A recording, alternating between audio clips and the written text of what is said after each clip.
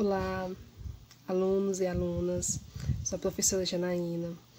Estou aqui na nossa primeira aula de filosofia do segundo ano. Bom dia, boa tarde ou boa noite, né? Vai depender do horário que vocês irão estar assistindo essa minha aula. Para a gente iniciar o conteúdo de segundo ano, nós vamos fazer um resumo geral do conteúdo que a gente trabalhou, dos principais conteúdos que nós trabalhamos no primeiro ano. E a gente vai iniciar com o capítulo 3, que se refere à natureza e cultura. Então, deste capítulo 3, nós vamos trabalhar hoje nessa aula o tópico 1, o tópico 2 e o tópico 3. Hoje nós vamos, de alguma forma, tentar diferenciar toda essa formação cultural e como é que essa formação cultural se dá no meio social, e diferenciando também a cultura dos animais em si com os seres humanos, com o homem, tá certo?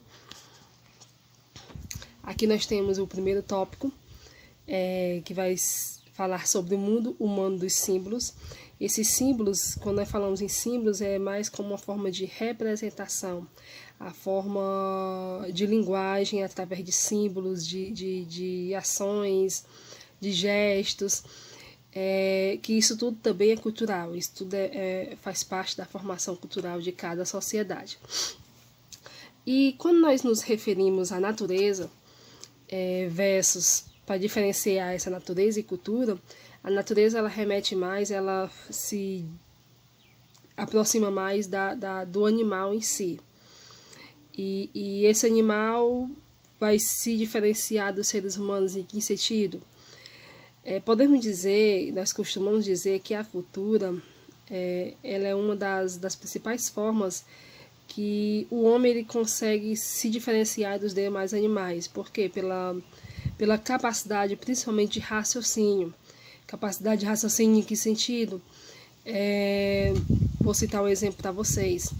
Uma abelha, quando ela vai construir aí o seu favo de mel, né?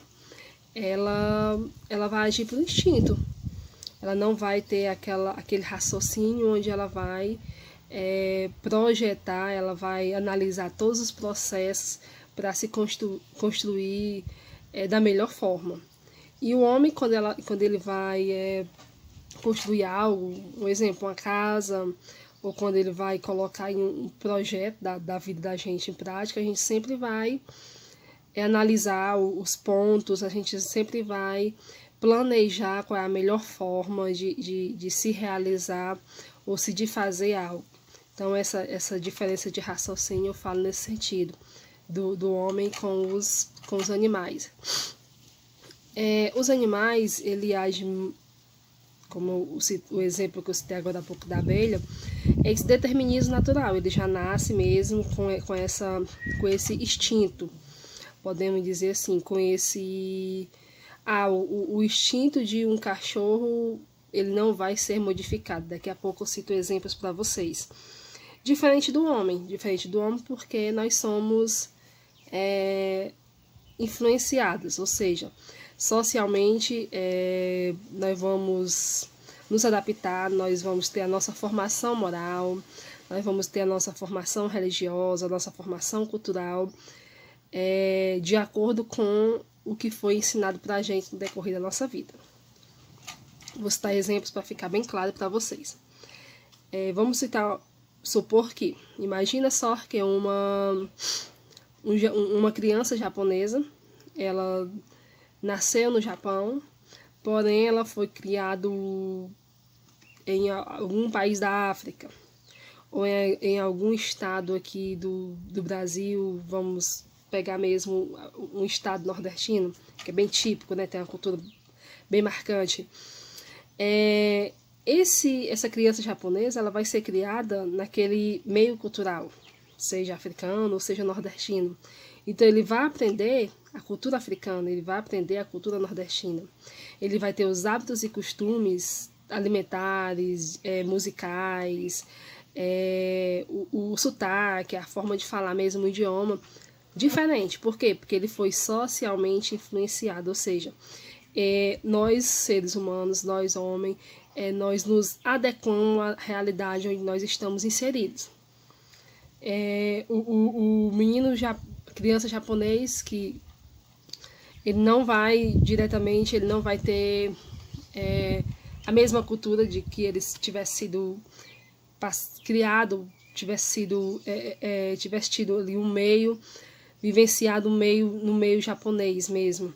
Então ele vai ter uma cultura de onde ele foi socialmente ali inserido, no meio que ele conviveu durante a sua vida, durante a sua formação, o seu aprendizado. Agora vamos supor que, imagina só se um filho, agora nós vamos partir ali do determinismo natural, que se refere aos animais. Vamos supor que um filhote de cachorro ou um filhote de gato, ambos, o filhote de gato vai ser criado ali no meio de uma família ali de cachorros, ou um filhote de cachorro vai ser criado ali no meio de uma família de gatos, podemos dizer assim. Ele vai ser como os seres humanos influenciados? Não. O cachorro ele vai continuar com seu instinto de cachorro, ele não vai aprender a miar, ele vai latir, porque é o seu instinto animal mesmo, ele late. E o gato ele não vai aprender a latir, ele vai continuar com seu instinto ali de miar, com seus hábitos ali, que é distinto mesmo. Então essa diferença do determinismo natural. Os animais eles já estão ali, eles já nascem, já tem aquele determinismo, então independente de onde ele está inserido, independente de onde ele for criado, ele não vai mudar o seu instinto. Já nós, seres humanos, nós mudamos, nós nos modificamos, nós somos influenciados de acordo com a realidade que nós estamos inseridos. Então se refere bastante a esse terceiro tópico, que é essa questão de instinto e de aprendizado, que nós somos seres que estamos aí em constante aprendizado e de acordo com o nosso meio cultural, nós vamos aprendendo aí. A professora, mas esse processo de aprendizado ele só ocorre se for desde o início, desde quando a criança nascer, não. A gente vê muito pessoas que já quando estão adolescentes, já quando estão adultos, eles se mudam, vão morar em outro estado, vão morar em outro país, onde tem uma cultura diferente, onde tem um sotaque, onde tem uma forma de falar diferente.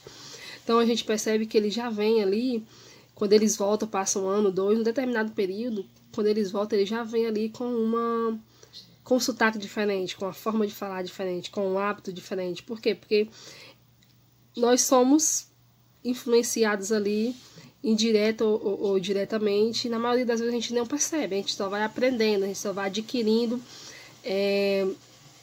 aqueles aprendizados, aprendendo aquela língua, aprendendo aquele sotaque, aprendendo a gostar de uma comida que a gente antes não fazia parte do nosso meio, e acaba que tendo esse aprendizado aí socialmente, podemos dizer assim, esse aprendizado no meio social que não depende basicamente se é desde o início, desde quando nós nascemos. Não, esse é um processo, como eu falei agora há pouco, é um processo constante. Então nós estamos em constante mudança e abertos a aprendizado, né? E aqui eu trouxe essas duas imagens, né, para descrever o que eu acabei de falar para vocês, explicar para vocês sobre esse determinismo natural e essa sociabilidade de aprendizado que nós seres humanos temos, tá bom? O segundo tópico que nós vamos trabalhar é a cultura como construção humana.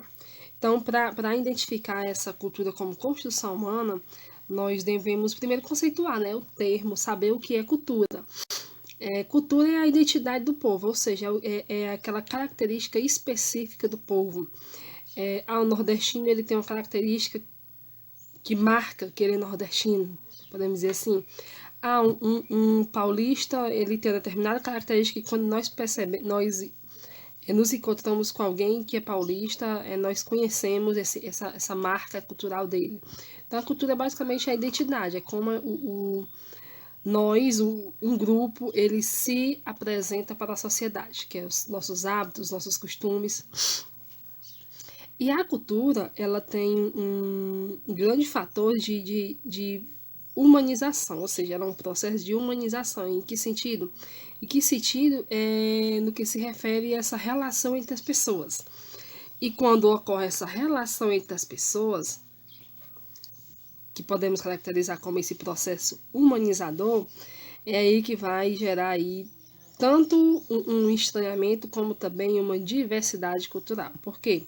Quando ocorre essa humanização, as pessoas que de alguma forma têm aí essa habilidade para aceitar, para se adaptar, para admirar a cultura do outro, que é bem diferente da nossa, gera sim esse processo humanizador. Por quê? Porque aproxima as pessoas passam a compartilhar seus hábitos, seus costumes, seus gostos. Porém, quando a gente vê,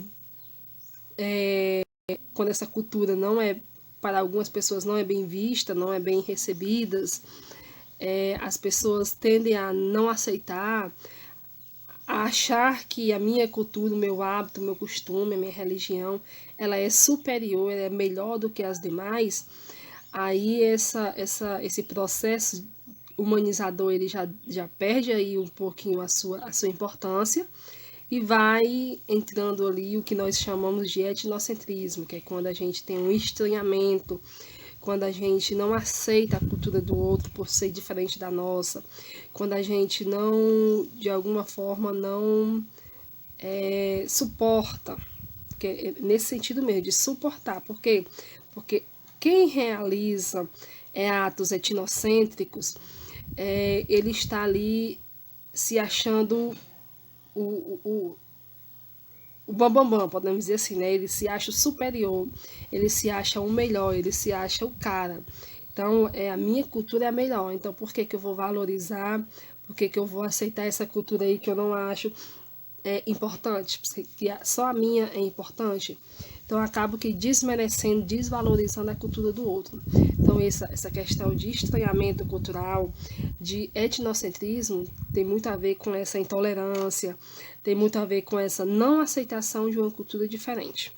Que é o que eu estou vendo aí muito, eu não estou acompanhando, eu estou vendo só em algumas páginas das redes sociais, ou também em algumas aí, em alguns sites de notícias, podemos dizer assim, desse atual reality show, onde tem aí alguns participantes que estão sofrendo, podemos dizer, que nós chamamos de xenofobia, né?